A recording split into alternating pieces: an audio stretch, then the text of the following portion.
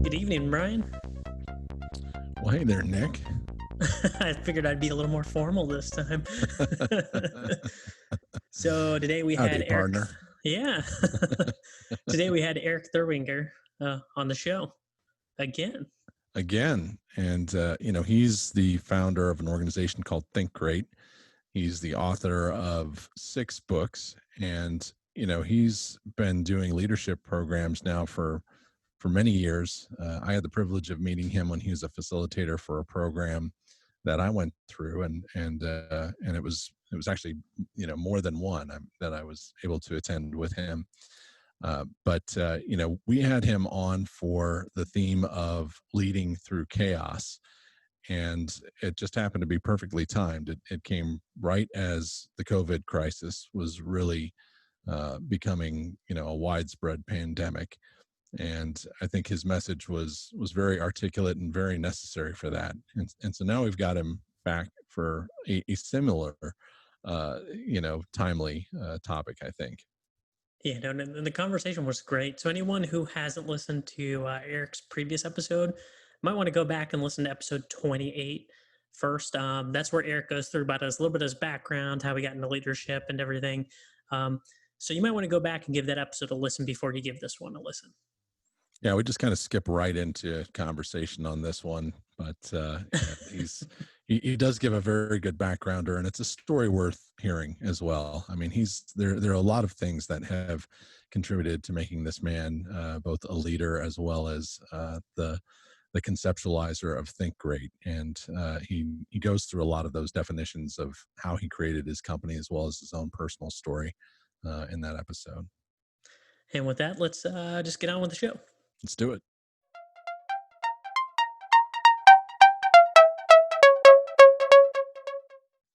Thanks for joining us for another edition of Lead.exe. I'm Brian Comerford in Denver, Colorado. And I'm Erik Lozano, Washington, D.C. And we're thrilled to have Erik Therwanger returning for a second episode with us in really not a very long period of time. So a man of breaking many records, and here's another one for being our fastest returning guest. Yeah, thanks for having me back on, guys. Awesome. Well, thank you for taking the time. It's always great to talk with you. And I know the last episode where we had you on, we focused on the theme of leading through chaos. And that could not have been more timely, I don't think, given everything that's been going on during the COVID crisis. And now we're trying to get to the other side of what the COVID crisis looks like, which kind of brings us to the theme that we were talking about just before we started recording, about leading through the transition. Yeah, I think, this is going to be the most challenging phase for the leaders out there. And I think that, as we were talking about earlier, there's really 3 phases of these times of chaos. And the first one is the incident itself. Then there's the transition. And then there's the arrival at the new norm. And so we're in phase 2 right now, which in my experience is always the most challenging. And you can look at it in many different perspectives, but even when I was in the military, you can have people go into chaos. You train them, you develop them to go into chaos, all these challenging circumstances. And then one of the greatest challenges they experience is the transition back to their new life when they get out. So here they are being trained and developed to go into any circumstance. And one of the most challenging components for these men and women can be the transition into their own new normal life again. Even when I was my wife's caregiver, through multiple battles with cancer and fighting and recovering from an incident of cardiac arrest, the actual incidents are more regimented than the transitions. And I remember when she had her first battle with cancer, it was scheduled doctor appointments and visits and treatments. So chemotherapy, radiation, stem cell transplant, do this, do that. I'm not saying that was easy, but it was the transition back to the new normal lifestyle that was the hardest, that recovery period. And so we see this transition phase being less crystal clear. In fact, right now, people are transitioning out of COVID at different paces. Some people are saying, well, we can gather in groups of 10. No, we got to stay 6 feet apart. No, we don't. And so there's a lot of ambiguity right now, and that can make this whole transition phase harder than any of the incidents that we've ever faced. And to me, the leadership that is, the function that it can best serve at this point is to help remove that ambiguity. And I'm not sure that I've been witnessing that that's been the case necessarily. No, and I think that when leaders aren't prepared for transitions, and this is one of the things we've been doing at Think Great, is working with leadership teams to help them through the transition. If they're not prepared for it, they're really wandering around in the fog during the transition too. And, when you just look back at what are we supposed to be doing as leaders, we're encouraging people to follow us, and we should be heading somewhere. So I think during the transition, one of the big focal points for leaders should be sharing that vision of a better future. People are also afraid of the new norm. And that's, I'm sure that's going to become the most overutilized and hated phrase of 2020 is the new norm. But there will be something new, even after 9/11, there was a new norm with traveling, and we got used to it. And some of the things were actually better and made sense because of it. And I think leaders really need to keep people focused on the positive attributes that are coming. And that way they're not so much looking down during the transition. They can look up, be more optimistic, be more excited about it, be more focused on goals. So leaders are, out of those three phases, this is when we're called upon the most. I think you bring up a great point, particularly about 9/11, because some of the positive outcomes, while they may have inconvenienced getting through a security line, ultimately helped provide everyone with greater peace of mind once they got on a plane. Right? You're absolutely right. Yeah. There's a bit of a trade-off, but I've traveled around the world, and one of my favorite places is Singapore, and that's not a place that's known for lightweight restrictions on behavior, but they clearly set expectations, and part of the benefit that you see as a result of that outcome is you've got a very well-organized society, and one that is designed ultimately to be in service to the greatest number for the greatest good. There's a trade-off with that, however, right? You give up some of what we in this country tend to cling to related to individual freedoms. That seems to take such a precedent for so many of us. Yeah, I think that, that's such a great point. I think there's always something better that can come out of the chaos. And, really you're talking about, there's no decade that has been without a chaos or free from chaos. There's always been something. And so I think that this is when we're called upon most, and leaders have to really look at what their style is right now and guiding people, and, what words they're choosing to use, the communication styles. People are uncertain, they're nervous, they're afraid. But even when you look at it, like, people are afraid that there's going to be a recession, but even after the Great Recession, there were things put into place so that the negative impacts of it don't happen again. Mm-hmm. And so, right out of the gates when COVID hit, you have each state, working with businesses, and there's loans coming out, and there's, the payroll protection programs, and all of these things in place that they weren't there when the Great Recession hit. So we learned our lessons, and I think that this is just our opportunity to find greatness in the future, and opportunities that we would have seized 3 or 4 months ago before COVID, they've just moved, and we have to find them. And I think that's where people really struggle, is the incident took them out of their comfort zone. They're still out of their comfort zone in the transition phase. And during both of those phases, they're just missing the opportunities that are already there. They've just been moved a little bit. So we've got a different pathway we have to follow. And I think that's what peer leadership in its most basic form, we're guiding people. And if we don't know where we're guiding them to, well, now they're going through a transition with a leader who doesn't know where he or she is going, and they're even more confused. And they're going to go somewhere else. At the end of the day, every single person working at a company is making that decision. Am I going to stay there, or am I going to leave? And what was my leaders like during this time period? Yeah. And I like how you've broken things into those three phases. Is there a similar sub breakdown for each phase? Like, what are some of the other critical factors now that we're in this transitory phase? I think each phase has its own norm that we start to get to, and we have to look for those areas. it's the normalcy that starts to take place during chaos and during the transition. So when COVID first broke out, I mean, it was pandemonium. People didn't know what to think. Mm-hmm. And it seemed to come fast and furious at us. But then we started to get used to some things, you know, the 6-foot rule, and we started to get used to the masks, and we started to get used to curbside pickup. And now we're in this new phase again where I think those subcategories, Brian, that you're mentioning are the things that the stepping stones to normalcy. You know, right now, look at the restaurant industry. They're trying to figure out how to open their doors up. So we're going, okay, wait a minute. We can do patios first. I even saw some crazy things where, I don't know, they're putting up some sort of clear plastic around people in restaurants. So I'm going to stick with curbside, I think. I'm not going in right now. But, like that. I think you'd look good in plastic. Bring your own clear shower curtain, right? I don't know. But I think that, you know, we've got to find those normalcies in this phase right now for our business, but then also from the leadership side for our people. Each industry is going to transition differently, but all leaders need to transition their people. And we have to find those commonalities. And I would say during the transition phase, we really have to focus on that greater purpose of why we're here as an organization. You know, we're heading in this way. We need to focus on that vision and our goals.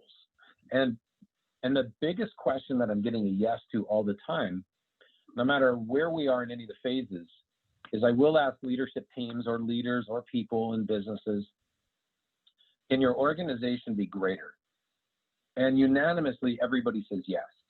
And so that can be a very unifying question. So let's just say the three of us all worked in the same company and we're all stressed out about the transition. We're scared, we're nervous. And one of us, Nick, just says, hey, can we be greater? Well, as soon as we say yes, we have to start thinking about what it'll take to get there, which means it's in the future. So one of the most unifying questions is, how can we be greater? And then the list starts. And at that point, I believe that those stepping stones or each of those areas for greatness allow us to transition out.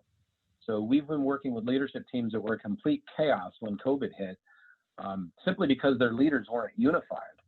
And then through the right assessments of leadership and focused on those questions, they started to pull together through the transition and had miraculous transformations. So it was really incredible to see, yet the question was always there. They just never asked it. So we have to find those commonalities that unify our people.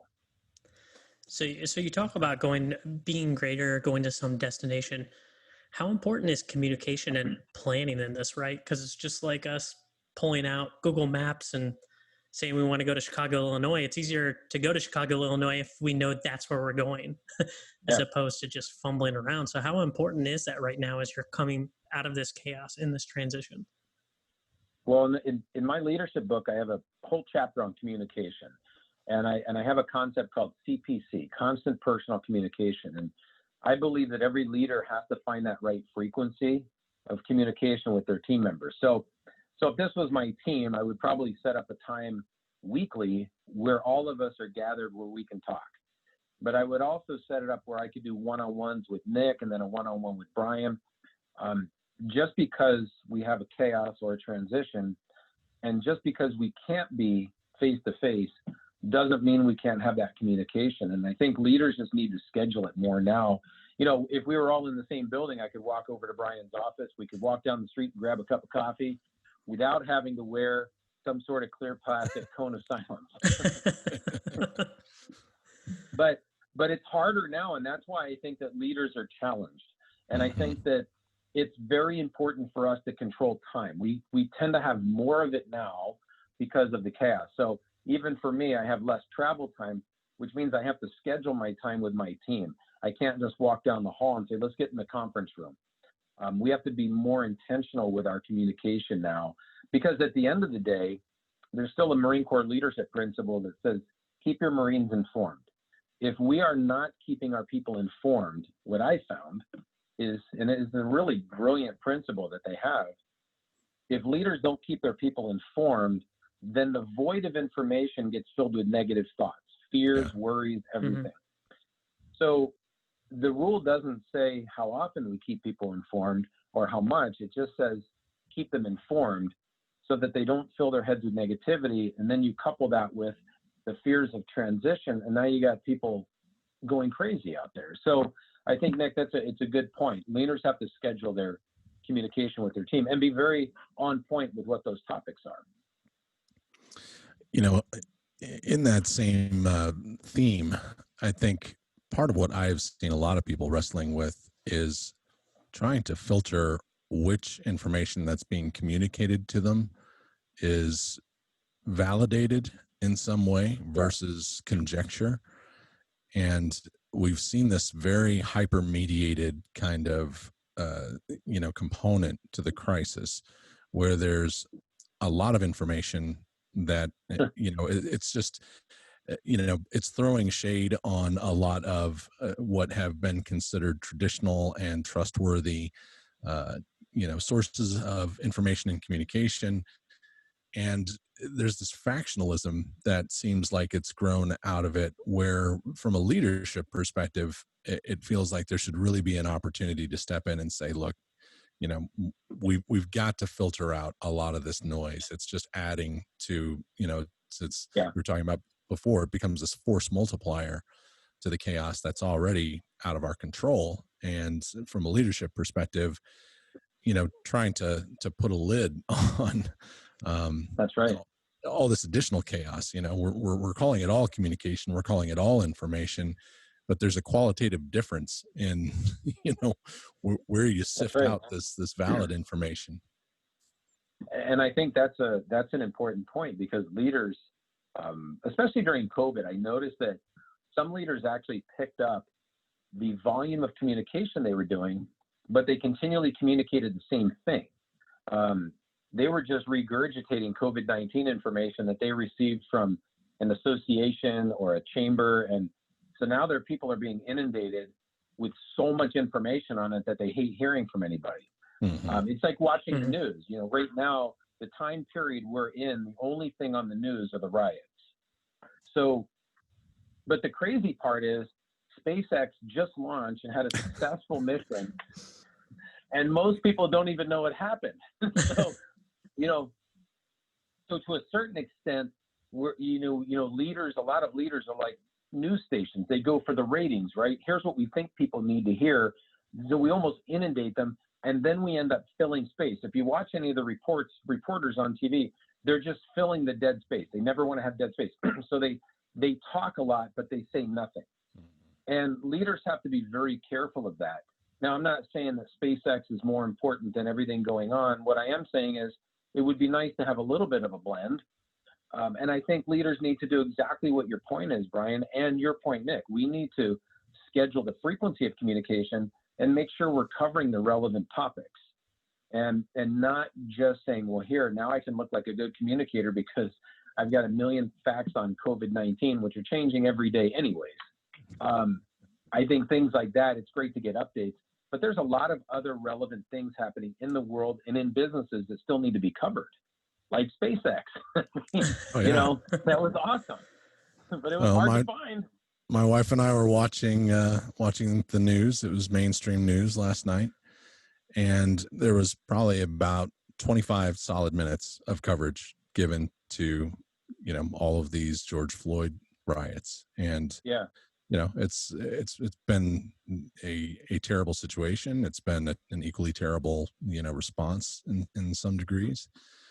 But there was about a 3-minute story that came at the very end of all of that showed police in solidarity with protesters, right? Yeah. Taking a moment of silence, leading protesters in prayer, marching with the protesters, actually, putting down their batons and their helmets and their sidearms and marching with the protesters and standing up there and talking about, this is not what the police force is intended for. It's here to help protect and serve. And then leading that solidarity. To me, that was this great moment of leadership. And to your point, it's, it was given 3 minutes versus the, 25 minutes of all this other inflammatory information. Well, and I think that, leaders influence people just the same as media. That's an influence factor. And with the media right now, they know that if they show buildings burning, they get ratings. If they say we're going to show some cops walking with people, nobody's tuning in. And yet that's a success story. And I think that, what that really brings up, Brian, is a really, really great point that during this time period, leaders need to find success stories in their organization. They need to find success stories so they can edify each other. Like, look what our leader did. Because I saw some footage too, similar to what you're talking about it. He was a sheriff and he marched with them and said, hey, I'm with you. Yeah. I don't agree with this stuff either. Now, he still had his firearm with him, but he took his helmet off and he marched with him, and he made a point. He made a statement. But I think during this time period, this is one of the greatest moments ever for leaders to find success stories, find reasons to praise their people for doing things. Maybe we have a leader or a team member who helped us to become greater, helped us to accomplish a goal, helped us to resolve an issue during all of this. I mean, imagine doing any of those things when all the stars align and it's all great out there. But for somebody to do those things during tough times, this is our opportunity. And I think using the news as an analogy, it's easy to cover the chaos and get ratings. And to think that's what we're supposed to talk about. But to find ways to praise and appreciate and recognize, this is a great time to do that. And I feel that it takes a leader with a backbone to be able to say something like that, and not give in to the fears and the worries and all that stuff, but to actually start saying, hey, here's something good that they did. In fact, I'm working with an organization right now, and their leaders were disunified going into all this. And I just shared the simple word edification. You guys have to learn to say some good things about each other. They're so fast to point out the one thing this person does wrong. And so one of their assignments, so there's 8 of them, and one of their assignments this week is that each leader has to find 3 leaders in their leadership team, 3 leaders that they don't normally talk to, and call up and do nothing more than say, hey, Brian, it's Erik. I got 3 things I wanted to share with you about. I've noticed that you're doing very well. and we have to look for these areas and start unifying people, because the chaos, the transition, it can push us apart, where by the time we get to some sort of new norm, we won't even recognize our team anymore. They'll be so disjointed. Sure. So yeah, I think things like that have to be brought up. And we live in a culture where people would rather watch the train wreck than the train driving through a beautiful village, right? You know what I mean? Right. Beautiful scenery, like, wow, look at that, beautiful. Yeah, but here's one that crashed, and we all look to that. And we can easily do the same thing in the workplace too. So we have to bring hope and inspiration. Yeah, so your point about that, reaching and checking with your people, for me, one of the more important things right now too is probably vulnerability and empathy. When we go back to talking about that sheriff, right? He made himself really vulnerable to the people, to show them that, hey, I'm here with you. I'm not like the other people. What's happening is messed up. And that takes a certain amount of humility, right, to admit that things aren't wrong, things aren't going right, and that you identify with what's going on with somebody. So how important is it for leaders now to just be checking in with their people instead of just, sending newsletters saying, hey, the CDC is saying stay 6 feet away, put your mask on when you go like that. I feel like they should still be at least checking in with their people saying, hey, Brian, how have you been? How's life been at home? Is there anything we can do for you to make your time working at home better? I think checking in, I think you hit down on a couple of good points. I think the vulnerability side is important because that shows that they're human. And so whether it's a police officer or a sheriff doing it, it allows them to reconnect with people. And leaders need to do it too. I think that sometimes people in an organization, that we don't call them employees, we call them team members, right? That team members may think that leaders are almost subhuman, that they're not real. And it's important for leaders to be genuine and sincere and walk a mile in their shoes. So what the sheriff did, or the police that you saw, was walk a mile in their shoes. Now, in addition to being vulnerable, that was brave too. When you go to people who are angry at your profession and then get in the middle of them. So that spoke volumes. But I also think it's the same thing in the workplace, right? You've got people who may be unhappy with upper management or leadership. And when leaders get in there and walk in their shoes. It's kind of like that Undercover Boss show, right? They go into the trenches with them and they learn a little bit about their world, and it's huge. And your point, Nick, about checking in on them is huge. You know, we should be checking in during the good times, but it's imperative that we do it during the bad times. You know, we may do it with our teams. We can do it with our clients. We can do it with our prospects. We can do it with anybody, just to ask, how are you holding up through all this? And I think that it gets back into the fact that leadership is the people side of the business, regardless of the industry we work in.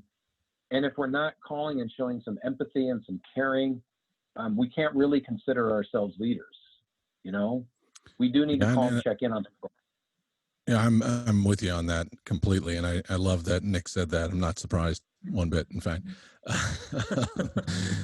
To me, one of those facets of empathy that is also so critical is good listenership, right? And active listening. I think a lot of leaders get locked up with this sense that because they're in a leadership role, they need to be talking constantly.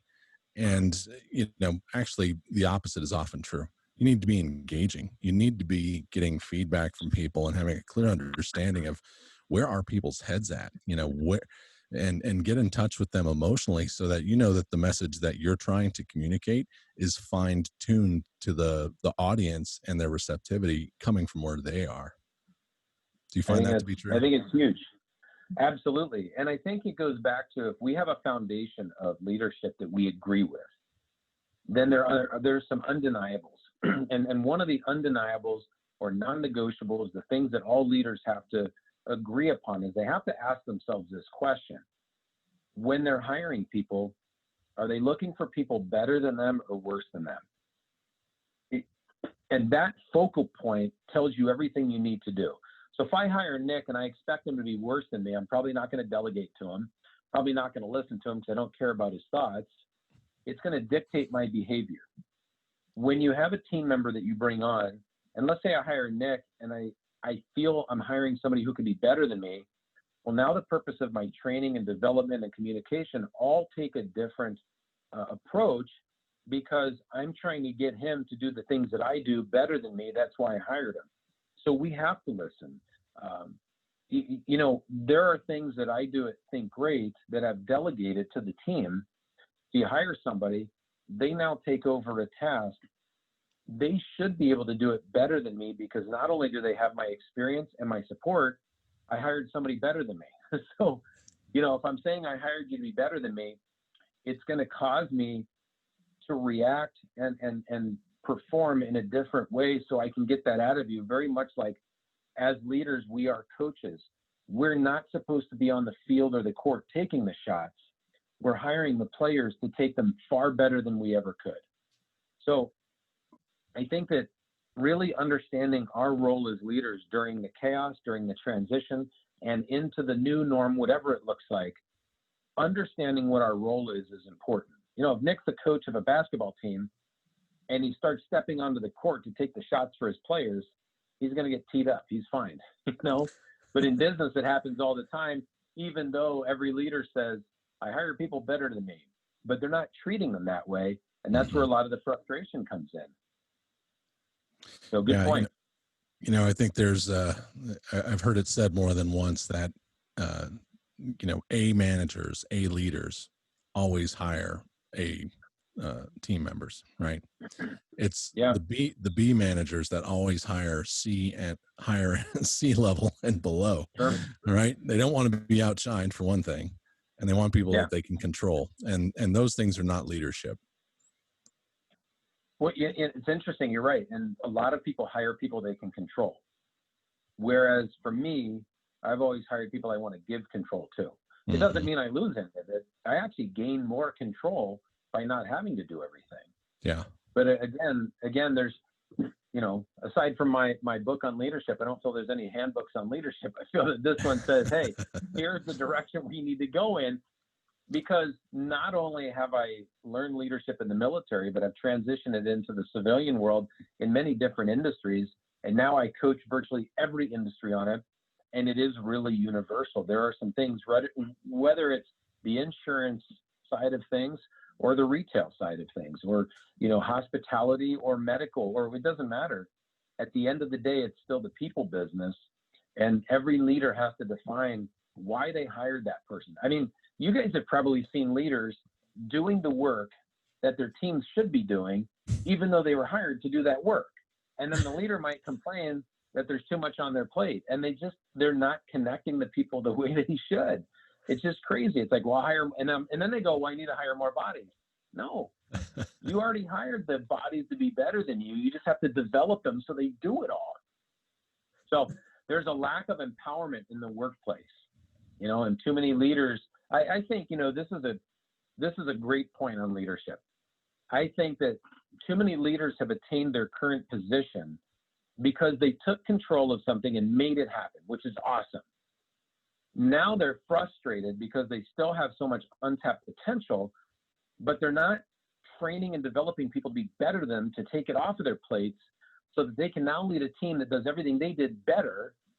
And they're frustrated because now they've caused themselves to be stuck because they've held onto the control rather than transfer it. Mm-hmm. And I think that's where the vast majority of leaders' frustrations and anxieties come from, is you can't just throw people at a situation and fix it. You have to develop leaders to fix that situation. So, that the chaos and the transition, you find out who's who as a leader pretty quick. I like that, because oftentimes, you see people in the business world and wherever that they tend to get promoted to leadership roles because they were a high skilled performer in, let's say, sales or something, right? This is the highest salesman. So we're going to make him the leader because obviously he knows what to do because he's a salesman. But then those skills don't necessarily transfer over to being a leader, right? There's some skills I always feel like that leaders are naturally kind of born with. You could be empathetic, you could be good with your words, but it's always those people who are high performers, I find, who sometimes don't want to be leaders, who get pushed into leadership roles, who are the ones who kind of keep people down. And I feel like a lot of leadership is you working for the people that work with you, right? Obviously, if I hire Brian, I want Brian to be better than me. I want Brian to eventually take my job so that I can go off and do something else. So if you're a leader and you're noticing that you kind of take task on yourself because you want to do it, how can you kind of make that transition to let go of some of that trust to let your team do what you hired them to do?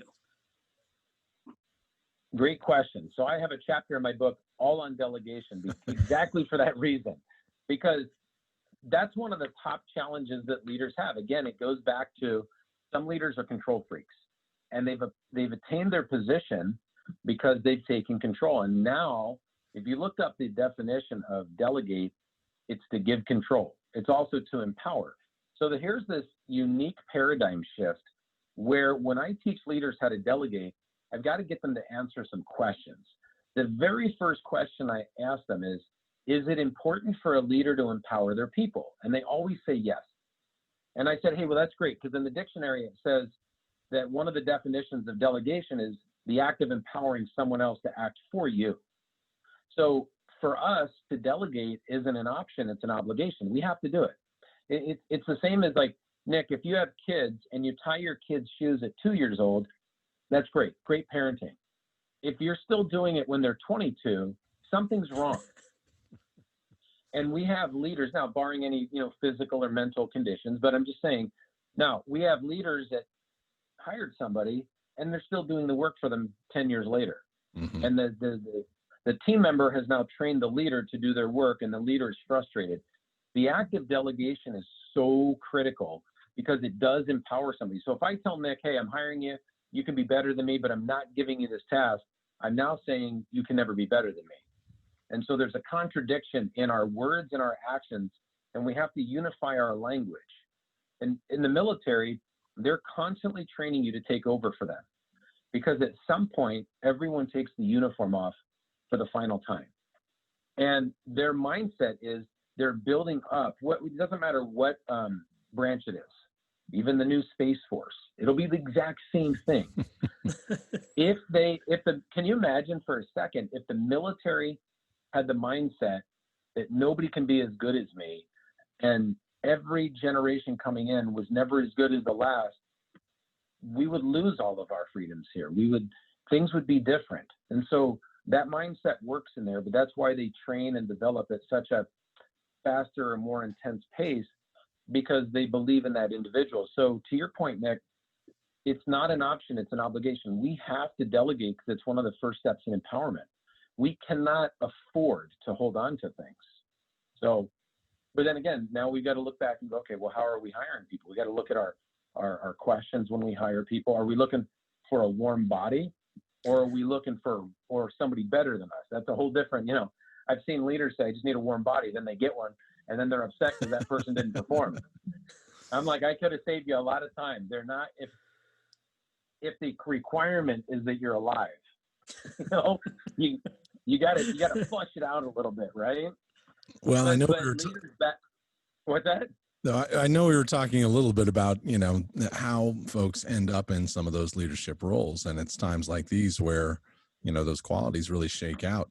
I think sort of a counter to what I was just hearing you say, I've worked with other leaders who they're sort of like this incumbent force, right? They've been in an organization for a certain duration, or they showed their value in a certain way at a certain time.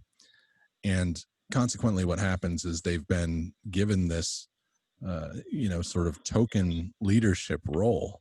Yeah. And then as they're bringing in other new members of the team, they're actually ill-equipped to continue to perform at a leadership level. And consequently, you end up with a lot of cooks in the kitchen, right? And then they're not effective enough to actually shut down who should be doing what, create some roles and responsibilities matrices, and really establish a vision that they're driving their own directives towards as a leader. But then they don't get moved out of that because they're in this sort of incumbent position. That's right. Does that sound familiar? It's an interesting dynamic out there. In fact, what I learned in the military is there's a huge difference when it comes to promoting people to leadership. There's a huge difference of having somebody available and having somebody capable. And what you'll find in the military, and this is what I transition into the civilian world, is long before you're promoted in the military, long before you have people directly reporting into you, they're developing you as a leader. So when it happens, you've been developed. Here's what happens in the civilian world most of the time. We're going to wait. Brian's been with us 10 years, 15 years, whatever it is. He's got seniority and he's a top producer. Well, let's promote him. Neither of those things qualify you as a leader. Right. None of it. And then when stuff hits the fan and your team complains, then they say, we should really look at developing Brian. Well, you should have looked at developing him years ago. It's going to save a lot of money. And then, then you don't have that revolving door of team members, good ones, and you don't have the revolving door of good leaders too, because if the development side isn't in there, we can't expect them to perform.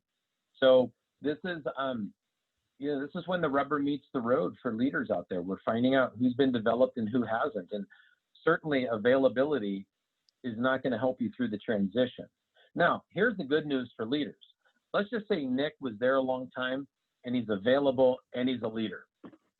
At any given minute, he can actually make the decision to lead, and he can start to speak leadership. He can start to teach traits and principles.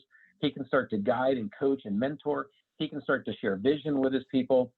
So we work with a lot of very successful people who happen to be in leadership roles who have never been developed as leaders. So maybe they've been in the same company 20 years, and their exposure with Think Great was the first time they've ever been able to learn about leadership. And I do believe that we can teach leadership.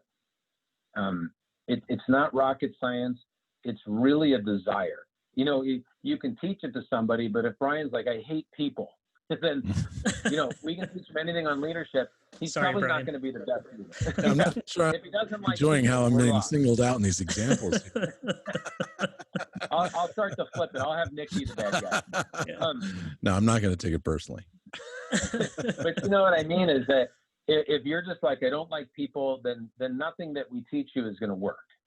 If Nick has less experience in your same industry, but has the desire to lead people, he'll be a more effective leader. You have to have that desire, you know, and then we can teach everything. When I got to boot camp, they didn't welcome me and say, wow, look who's here. He'll eventually write a leadership book someday. We should learn from him. That was not the greeting that my drill instructors gave me. But they used justice, and they planted the same leadership seeds in me that they plant in everybody, and then they watch it grow, you know, so they cultivate it. We don't do enough cultivating of the leadership seeds we're planting, and worst case, we're not even planting any leadership seeds in the workplace. So nothing's growing, and then we're upset because we don't have an environment that fosters enthusiasm and excitement, all the things that leaders do, like that awesome palm tree behind you. It is cultivated and it's empowering, right? So right. The best part is leadership is simple. It's not easy, but it is simple. No, that's a great point you brought up there about development, right? You see a lot of organizations get upset that they don't have any up and coming leaders, but then again, they don't invest anything in, you know, training because they see it as an expense. It's like, well, you know, we're going to train Joe Smith over there, leadership, we pay for it, and then he leaves, you know, so they see it as a liability. So Yeah. I'm sure you're having these conversations, you know, before you get in engagements of organizations where they're not willing to spend money on the younger talent. Because when we see leadership training, it's always, you know, geared a lot of times towards senior level management, like director level up. So how important is it for them to be investing in their people early on in leadership training? Well, great question. And if you look at it from the military standpoint, as soon as you enter, you're developed as a leader. And why is that? Because at any given point, they want you to think and act like a leader, even if nobody's reporting into you yet. Without a doubt, the organizations that we work with, as they start to have this umbrella of leadership where every person is looked at as a leader, now maybe they're on the org chart, they don't have direct reports, but when you start to think about the power of every person thinking and acting like a leader, it's always worth it to develop them as a leader rather than paying for the cost of their mistakes because they're disengaged. And that's the part that, because there's no line item for lack of leadership, they don't see how damaging it is. And so when you're looking at the military, one of the reasons that they are so highly effective, and I'm not saying they're perfect by any means, they have their issues, but they have a higher success ratio and a higher efficiency ratio than any organization. And the only thing that they're really doing differently in the people business is everyone is considered a leader, even if no one's reporting into you. So the development of leaders is incredible at all levels because it unifies everybody. And when a person thinks and acts like a leader, they do not make as many mistakes as somebody who just feels like they're just a number. So at the end of the day, it's actually cheaper to invest in developing all of your people as leaders than paying the price for losing a client based on a mistake from a team member who wasn't thinking and acting like a leader. I couldn't agree with you more. Yeah. Yep. You know, and we see it happen all the time. Eric, it makes me think of about it. Oh, go ahead. I was going to say, you think about losing one key account.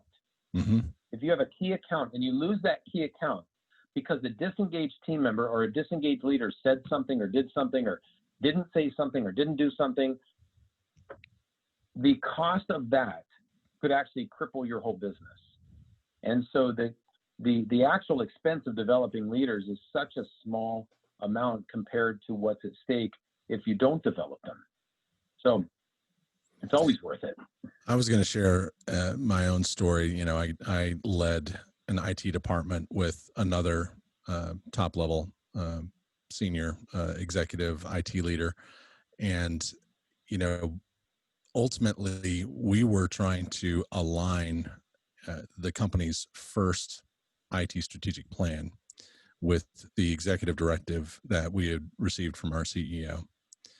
And one of those efforts was to put every member of that IT department through a leadership training program. for very similar reasons that you're talking about. We wanted to make sure that we were able to execute with folks who had leadership as a behavioral trait, not necessarily reflecting what the title was in the role that they were in at that time. That's huge. Yep. But when you're going to pivot and make, huge leaps and strides with an innovative type of strategy, you've got to have people who are equipped and ready to change at a moment's notice. And if they don't have that kind of, leadership trait already baked into who they are and how they perform, you're not going to be effective. You're not going to be ready. Well, I mean, you hit I don't know how many nails you just hit on the head, but a lot of them. And let me say it like this. So the chapters in my book go in a sequential order for a reason. So there's 12 chapters, and eventually we get to the part where we talk about collaborating. So your innovative ideas. So chapter 9 is collaboration. And as leaders start to create this environment where people think and act like leaders, then you can take these small teams, create a think tank, and collaborate. And what comes out of collaboration is this innovative idea. And that innovative idea should go into your plan. Exactly what you're saying. So chapter 9 is collaboration. Chapter 10 is have a plan. Every leader is there to support a plan, but most organizations don't have a plan, so most leaders don't have a purpose. And it's like the wild, wild west. But you're going to see that once you plant one seed, they all grow. So now we have a team creating innovative ideas. They go inside the plan. Chapter 11 is build leaders, because a strong leader will do more with a weak plan than a weak leader ever could with a strong plan. Then we get to chapter 12, which is become a visionary leader, so we can stretch the vision of the leaders running the plan that holds all the collaborative, innovative ideas. It makes so much sense. And yet we still promote people based on availability and seniority. And we don't want to develop them because we don't want to hurt their feelings. And yet they're crushing the morale and the cultures in their companies, because even though they're brilliant on their products, brilliant on their services, brilliant in their industry, and brilliant talking about their business, they couldn't tell you one leadership word. And leadership is the people business. So all their brilliance still falls apart because they can't unify their people. And those same brilliant people are now frustrated because they have more work on their plate because they can't delegate it off to the people who are disengaged. I mean, it's just it's a vicious cycle. And we get in there and we break that cycle of disengagement. And that's the beauty of leadership. That is the beauty of leadership development. It's planting the traits and the principles that you guys are talking about in a formulatic way where there's a system and a process to it. It's not just a hype and rah-rah session, Right. but there's actually a formula for it, and there's a purpose for it. Delegate with a purpose, innovate so that we get these new creative ideas on how to make us greater. Have a plan so it's a visual tool. I mean, all these things, most leaders just show up to work. They don't show up and make an impact like they could. Mm-hmm. But we help them with that. We are in the business of transforming people and magnifying results. And that's the exciting part of what we get to do every day, Heck yeah. No, that's really awesome. And when you're talking about that bad leader too, those up and comers who might have those leadership qualities probably notice those people are terrible leaders right away, and they just look for some other place to work. Like they can notice it. Yeah. All right. So think about this. Let's say you hire somebody, right? So you hire somebody who comes from a company where they did some leadership development. They're going to sniff you out right away. They know you've got no leadership skills. Oh, yeah. Like when I left the Marine Corps and I went, my first job was Kmart. I was like, where am I? This is weird. And it was good people, but there was no shred of leadership in there. Mm-hmm. The manager had a meeting. People were talking during the meeting. The manager had an idea. Somebody shot it down during the meeting. I'm like, what is this? Somebody was late to the meeting, and it was one of his leaders. And I'm like, all right, this is different. So, we plant these leadership seeds so we can harvest all the benefits at the end of the day. And when we fail to plant the seeds, nothing grows in the organization.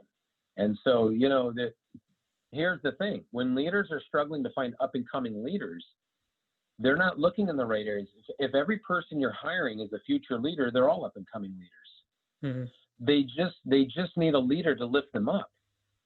So in the Marines, there was no like, well, I'm just here to be in air traffic control. I'm not going to be a leader. No, you're a leader first. So we were developed as leaders before we were taught our jobs. The civilian world is the complete opposite. Mm-hmm. So I'm not saying it can happen just like the military, but it can happen simultaneously. So as I'm training Nick to do X, Y, and Z at our company, I could be developing him with A, B, and C as a leader. And the development of his leadership skills actually enhance his ability to implement the training he's received. So people who are developed as leaders do what they are trained to do better. And then here's an interesting dynamic. Sometimes leaders will say to me, and I might have shared this with you guys before, but they'll get so frustrated that their team's not taking initiative and not doing the things they were trained to. They'll say, Erik, can you just train on common sense? And I'm like, and you've heard it before. And I said, no, you can't train on common sense. You've already trained them at their job. Where you drop the ball is you didn't develop them as a leader. The leadership development causes them to do more with what you trained them on. But you're not delegating anything to them. You haven't taught them initiative. You haven't done the leadership side. So people stand there like this and they go, well, they're not doing anything. Well, they haven't been developed to do anything. They've just been trained. But training is never enough. It's the development. Well, yeah, you see it every day. And we're setting leaders free every single day and simultaneously unleashing the people power in them. And it's exciting. And it's so simple, but it takes a lot of hard work and dedication, you know? Yeah, no doubt about it. Well, you know, I would like to get to asking you the question that we always ask about books, but since we've already asked you about books that have influenced you, you're an author of multiple books. I would like to ask you specifically, which of those books do you think is most critical as a starting point for someone who wants to follow the path that you've laid with Think Great? I mean, I really think, as we've been touching down on leadership so much, the Leadership Connection it's the fourth book I wrote, but it's the most popular book because it's for every leader, but it's also for every team member if we take the approach that everybody's a leader. And this really does more than just be a hype and rah-rah about leadership. This gives them the exercises and the steps to take. If leadership is a journey, it means we're going somewhere. And after each chapter, we have steps that they can take.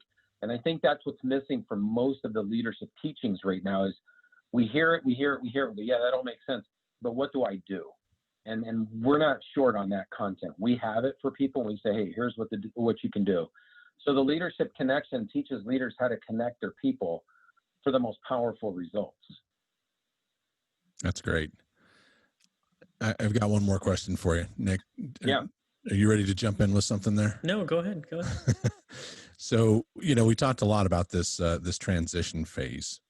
But there's going to be a point where we're coming out of some of the chaos that we're in, and whether it's the riots, around these racial divisions and police brutality, whether it's COVID, whether it's all of the above, there's going to be a day where the air is clearing, and we're moving into that third phase.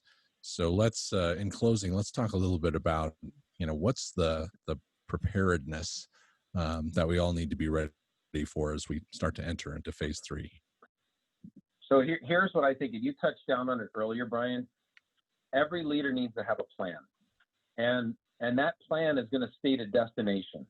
So the way we do strategic planning is we take an aviation approach. So since I was an air traffic controller, your business is like an aircraft. It's designed to soar into the heavens, not stay on the runway, right? And so there's a lot of businesses stuck kind of in that airfield of mediocrity. They're not soaring. No matter what, whether it's the riots, whether it's COVID, it doesn't matter. The goals in the plan should still be there. And we should be closer to them during the transition than we were before the transition. So at the end of the day, leaders should still be working on their goals. I'm working on my 7th book right now. I'm not letting anything stop me from it because it's in the plan. And so our motto is, if it's in the plan, we work on it. If it's not in the plan, we don't work on it. And it eliminates a lot of wasted time. So I'm almost thinking, if you guys have me back, that part 3 should be on the power of a plan. We should do strategic planning. Love it. Because most people don't understand it, and most businesses don't use one as a whole. They may have a plan for certain things, but they don't have an overarching plan that every leader supports, using the plan as a visually empowering leadership tool. And when you do it, you create the highest levels of buy-in from the leaders and the team members. So if I make it back for part 3, that would be my suggested topic, because every leader needs a plan, but 90%, 95% of the businesses out there don't use a plan. It's crazy. Well, the good news is Nick and I have a plan, and I think it's that you've already Brian, factored into. you might want to repeat yourself there. You went.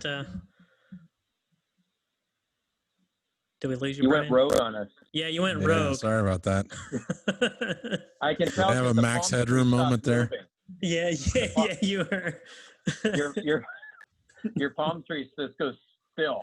Oh dear. It was just still, yeah. No, but what were you saying? Oh, I was just saying, fortunately, Nick and I have a plan, and it's likely that you factor into it. Perfect. Well, I love our discussions, because I think that you guys, you really see the bigger purpose behind leadership. It is certainly, like you said, it's not a title, it's not a position, it's a purpose, but we have to teach that purpose. And for those that are inclined, those that desire it, they can surround themselves with that purpose and really fulfill the purpose rather than just fill a position. And there's a lot of empowerment and engagement that comes from that. So I'd be happy to join you guys on the airwaves again, and then toss out some other ideas on some other topics for your listeners. Perfect. And Erik, if people are looking for you, where can they find you? Best place to find us is at our website, thinkgreat90.com. And you know what? I'll send you guys a link. We've got a 4-part leadership development series coming up on virtually, and I facilitate all 4 parts. They're 3 hours per part, once a week. Anybody who registers, they're going to get a leadership kit that has a book, 4 workbooks, all kinds of materials in there for them that can follow us on this journey. We launch it in July 14th, but I'll send you guys a link with a discount for your listeners. Perfect. Cool. We'll be sure to share that. Yeah, thank you guys. Appreciate it. And I'm looking forward to, wrapping up the trilogy and maybe even starting a new one. All right. Well, we're happy to be part of the journey. Yeah, thanks, guys. You guys are awesome, and have a great day. And let me know if there's anything I can ever do for you. All right. Thank you. That's awesome. Okay, Thanks, Erik. bye-bye.